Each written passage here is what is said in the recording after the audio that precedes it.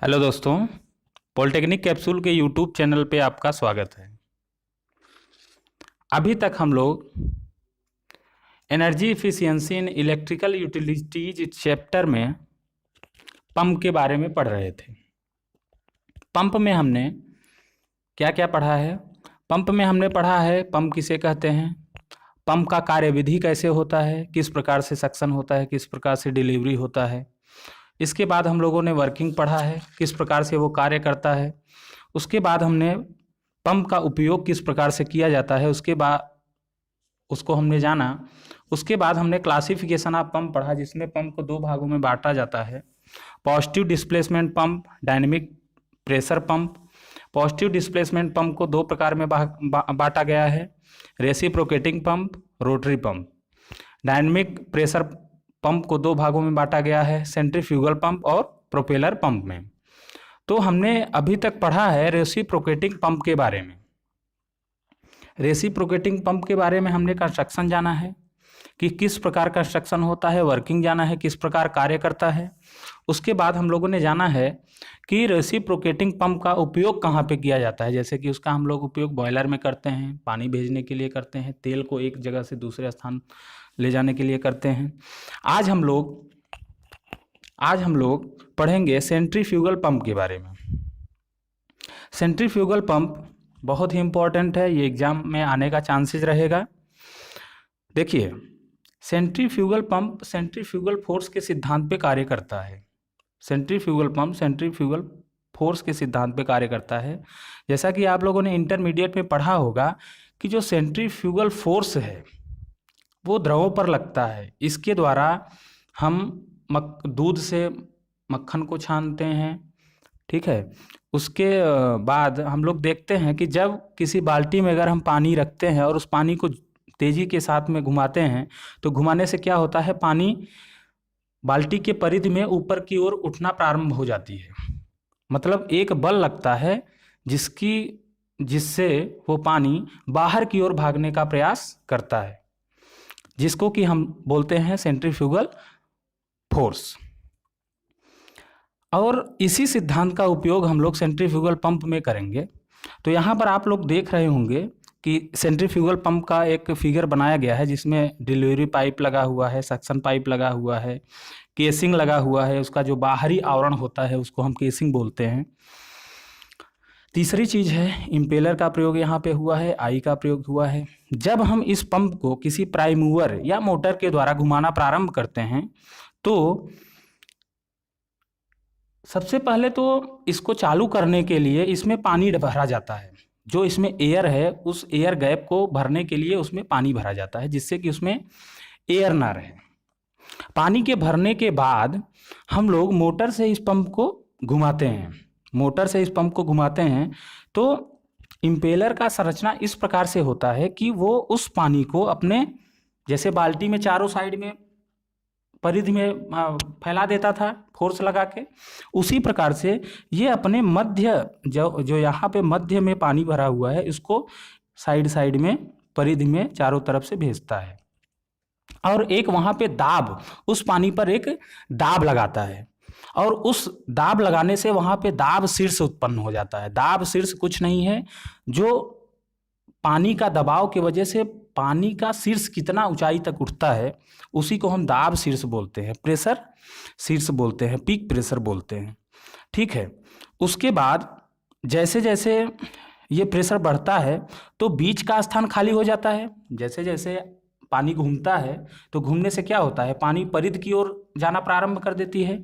जैसे पानी परिधि की ओर साइड में जाती है तो बीच का स्थान, मध्य का स्थान खाली हो जाता है। तो मध्य के स्थान को भरने के लिए ये सक्शन पाइप से जो पानी यहाँ पे पड़ा हुआ है उसको उठाना प्रारंभ कर देती है, उसको उठाना प्रारंभ कर देती है। और उठाने के बाद, इस पानी को उठाने के बाद ये इम्पेलर इसको भी एक प्रेशर से, एक दाब से इसको भी परिधि में साइड साइड में घुमाने लगती है, जिससे क्या होता है कि ये केसिंग के साइड में जाने का प्रयास करता है। ये जो केसिंग है, जो बाहर में ये केसिंग लगा हुआ है, इधर जाने का प्रयास करता है। तो आप लोग देख रहे होंगे एक साइड में बहुत सकरा है, एक साइड में बहुत सकरा है और एक साइड में बहुत खुला है। तो जब पानी इम्पेलर से बाहर की साइड में जाता है तो ये केसिंग की संरचना इस प्रकार से होती है कि जैसे ही वो पानी बाहर की ओर जाती है तो उसमें भी एक दाब क्रिएट हो जाता है।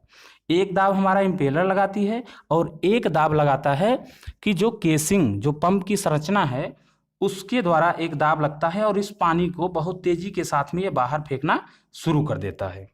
तो इस प्रकार से ये कार्य करता है। आपको समझ में आ चुका होगा। अगर नहीं समझ में आया है तो आप कमेंट करिए, हम इसके बारे में दूसरे वीडियो में आपको बताएंगे। अब देखिए, ये तो हो गया पंप की संरचना। इसको हम किस प्रकार से इम्प्लीमेंट करते हैं, इसको हम किस प्रकार से स्थापित करते हैं, इंस्टॉलेशन इसका किस प्रकार से करते हैं, वो यहाँ पे दिखाया गया है। अब देखिए, इसको मोटर द्वारा इसको चलाया जाता है। ये पंप है हमारा। उसके बाद इसका एक पाइप, सक्शन पाइप, पानी में डूबा रहता है और स्टेनर लगाते हैं। स्टेनर का मतलब एक जाली होता है, जिससे कि मान लीजिए नदी तालाब में कुछ गंदगी है, कूड़ा करकट है, वो पंप में न जाने पाए, इसके लिए हम लोग यहाँ पे लगा के रखते हैं। उसके बाद यहाँ पर एक प्रेशर गेज भी लगाते हैं, जिससे पता होता है कि हमारा पानी किस प्रेशर से इसके अंदर में जा रहा है। प्रेशर हमेशा यहाँ का कम होना चाहिए और डिलीवरी पाइप का अधिक होना चाहिए। तो उसके बाद हम लोग यहाँ पर देखिए डिलीवरी पाइप लगा है और डिलीवरी पाइप में भी एक प्रेशर पाइप यहाँ पे, प्रेशर गेज यहाँ पे लगाया गया है, जिससे कि इसको भी हम पता कर सकते हैं कि ये किस प्रेशर से, किस दाब से उस पानी को बाहर में फेंक रहा है। ठीक है। अब देखिए होता क्या है, जैसे ही हम मोटर को ऑन करते हैं, मोटर जैसे ही ऑन होता है, इसमें सबसे पहले हम फनल के द्वारा पानी इसमें भरे रहते हैं।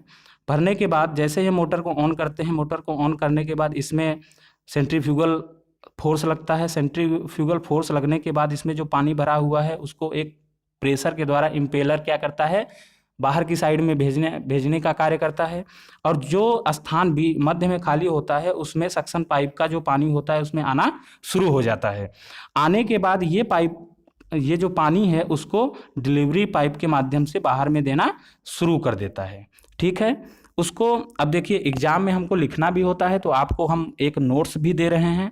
देखिए वर्किंग इसका किस प्रकार से होता है। सेंट्रीफ्यूगल की क्रिया सेंट्रीफ्यूगल फोर्स पर निर्भर करते हैं। पंप का ऑपरेट करने से पहले इसमें पानी भरा जाता है, जिससे इसमें हवा नहीं रहे। उसके बाद हम लोग देखते हैं जब मोटर की सहायता से इम्पेलर को घुमाया जाता है, तब इम्पेलर में पानी परिधि की ओर एक दाब शीर्ष उत्पन्न होता है और जैसे जैसे ये द्रव आगे की ओर बढ़ता है, तब सक्शन पाइप से द्रव ऊपर की ओर बढ़ने लगता है और केसिंग के आकार के कारण इस द्रव पर एक दाब लगता है और द्रव डिलीवरी पाइप से बाहर जाना प्रारंभ हो जाता है। इसका उपयोग कहाँ पे करते हैं? इसका उपयोग द्रव चालित मशीनों जैसे क्रेन, लिफ्ट, एलिवेटर, बॉयलर में पानी भरने इत्यादि में किया जाता है। ठीक है। उसके बाद हम लोग देखते हैं एनर्जी सेविंग टिप्स इन पंप। किस प्रकार से पंप में एनर्जी सेविंग किया जाता है। अब देखिए इसमें कुछ 9 पॉइंट हैं, इसको हम लोग जानेंगे और ये बहुत ज़रूरी एनर्जी कंजर्वेशन का एक ज़रूरी भाग होता है। ये मान के चलिए कि इम्पोर्टेंट टॉपिक है ये। देखिए इसमें क्या है, उपयोग के लिए सही पंप का प्रयोग करना चाहिए। उपयोग के लिए सही पंप का प्रयोग करना चाहिए मतलब कि ऐसा नहीं होना चाहिए कि हमको 1000 लीटर की आवश्यकता है तो हमने 10 हार्स पावर का पंप यहाँ पे स्थापित कर दिया। सही साइज का पंप होना चाहिए। सही साइज के वाल्व का प्रयोग करना चाहिए। सही साइज का वाल्व प्रयोग करने से क्या होगा, छोटा वाल्व रहेगा तो हमने पंप तो बड़ा लगाया है लेकिन वाल्व छोटा रहने से क्या होता है कि उतना इफ़िशियंसी के साथ पंप नहीं कार्य करता है जितने से उसको करना चाहिए। वीएफडी का प्रयोग करना चाहिए। वीएफडी का फुल फॉर्म होता है वेरिएबल फ्रीक्वेंसी ड्राइव। ये एक इलेक्ट्रॉनिक डिवाइस होता है जो कि मोटर को कंट्रोल करने का कार्य करता है। मतलब मोटर को किस स्पीड से घूमना है उसको हम इसमें सेट कर सकते हैं। ठीक है। और इससे इफ़िशियंसी पंप की बढ़ जाती है। मतलब कि अगर हमको वहाँ पे इसको सेट इस प्रकार से करते हैं, अगर 20 हर्ट्ज पे हमने इसको सेट कर दिया तो अगर 1000 LPM लीटर पर मिनट का पंप है तो वो 1000 में 20% मतलब 200 लीटर के हिसाब से ये पानी देना शुरू कर देता है। ठीक है, उसके बाद हम लोग क्या करते हैं, पंप का सही रख रखाव करना चाहिए, मेंटेनेंस अच्छा होना चाहिए, अधिक दक्षता वाले पंप का प्रयोग करना चाहिए। एक से अधिक पंप का प्रयोग करके, मान लीजिए हमारे पास बहुत दूर तक पानी ले जाना है या बहुत दूर तक किसी हाइड्रोलिक ऑयल को ले जाना है, तो उसमें हम लोग क्या करते हैं, एक तो जहाँ से हाइड्रोलिक ऑयल ले जाना है वहाँ पे लगा देते हैं।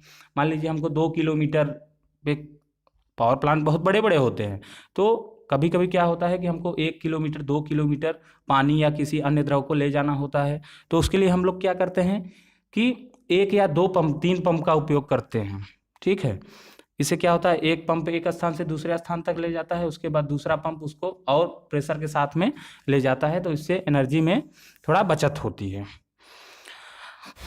पंप का अनावश्यक उपयोग नहीं करना चाहिए, पंप को हमेशा ही चालू, जितना आवश्यकता हो उतना ही चालू करना चाहिए।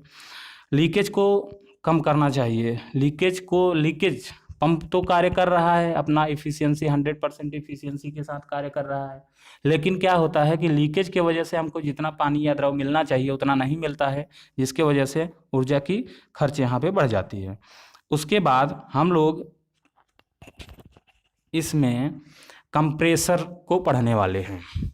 देखिए, कंप्रेसर आपने देखा होगा, अगर नहीं देखा है तो जहाँ पे गाड़ी पंक्चर का दुकान होता है, 2 व्हीलर या 4 व्हीलर का, आजकल तो जहाँ पे साइकिल पंचर होता है वहाँ पर भी कंप्रेसर लगा के रखते हैं हवा भरने के लिए, तो वहाँ पे आप कंप्रेसर देखिए, तो उसका कार्य क्या होता है, एयर कंप्रेसर का कार्य वायु की एक निश्चित मात्रा को संपीड़ित करके एक निश्चित दाब पर आपूर्ति करते हैं। देखिए, कंप्रेसर क्या करता है, वायुमंडल से कुछ हवा लेता है, उसको स्टोर करता है, एक बड़े से टैंक में स्टोर करता है, और स्टोर करने के बाद, स्टोर करने का तात्पर्य यह है कि उसको कंप्रेस्ड कर देता है, दबाव के साथ बहुत भर देता है। भरने के बाद उसको क्या करता है कि वाल्व के माध्यम से उसको किसी स्पीड से, बहुत अधिक दाब और बहुत अधिक गति से किसी टायर में भरा जाता है। तो यहाँ पर हम लोग, ठीक है, तो इसमें हम लोग देखते हैं कि कौन कौन से इक्विपमेंट लगे होते हैं, इसके सहायक उपकरण कौन कौन से होते हैं। तो इसमें सबसे पहले हम लोग देखेंगे कि एक प्राइम मूवर होता है जो वर्क करता है, कुछ वर्क कहाँ पे करता है, इसका वर्क कहाँ पे मिलता है, हमको कंप्रेसर में मिलता है। कंप्रेसर में, इसको हम लोग आगे भी पढ़ेंगे, इसमें पिस्टन होता है, सिलेंडर होता है जो कि एयर को कंप्रेस्ड कर देता है, मतलब कि एक अधिक मात्रा की हवा को एक कम क्षेत्रफल के स्टोरेज टैंक में एकत्रित करता है जहाँ पे प्रेशर अधिक बन जाता है। ठीक है, और हम लोग जो एयर इसमें लेते हैं वो वायुमंडलीय दबाव पे लेते हैं, और वह एयर कंप्रेस्ड होकर हाई प्रेशर के साथ में बाहर जाता है। अब हम लोग देखेंगे कि कंप्रेसर कितने प्रकार का होता है। तो एयर कंप्रेसर 2 प्रकार का होता है, रेसिप्रोकेटिंग एयर कंप्रेसर और rotary air compressor. Reciprocating air compressor को हम लोग सिंगल एक्टिंग और single stage reciprocating air compressor कहते हैं। रोटरी एयर कंप्रेसर 4 प्रकार का होता है, roots blower air compressor, vane blower air compressor, centrifugal air compressor और एक्सियल फ्लो एयर कंप्रेसर। आगे हम लोग इसमें एयर कंप्रेसर के जितने भी प्रकार है उसके बारे में पढ़ेंगे और जानेंगे कि कंप्रेसर किस प्रकार से कार्य करता है। ठीक है, तो आज हम लोग बस इतना ही पढ़ते हैं। आगे पढ़ने के लिए आप हमारे वीडियो को फॉलो कीजिए और ज़्यादा से ज़्यादा लोगों में शेयर करिए, जिससे कि अधिक से अधिक लोग इस वीडियो को देख सकें और लाभ ले सकें। Thank you.